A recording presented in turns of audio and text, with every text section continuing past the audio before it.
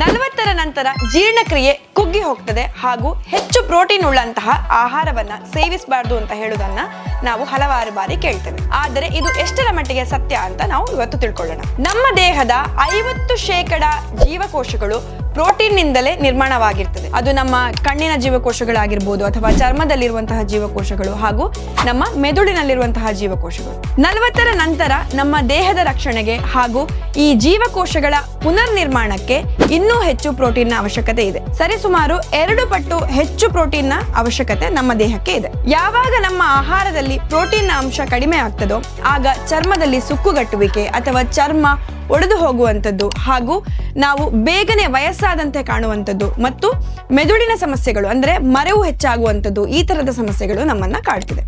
ಆದ್ದರಿಂದ 40ರ ನಂತರ ಪ್ರೋಟೀನ್ ಕಡಿಮೆ ಸೇವಿಸಬೇಕು ಅಂತ ಹೇಳುವ ಒಂದು ಕಲ್ಪನೆ ತಪ್ಪು. ನಾವು ಹೆಚ್ಚಾಗಿ ನಮ್ಮ ಆಹಾರದಲ್ಲಿ ಪ್ರೋಟೀನ್ ಹೆಚ್ಚು ಉಳ್ಳಂತಹ ಕೋಳಿ, ಮೀನು, ಮಾಂಸ, ಮೊಟ್ಟೆ, ಹಾಲು ಈ ತರದ ಆಹಾರವನ್ನ ಸೇವಿಸುವುದು ಅಗತ್ಯ.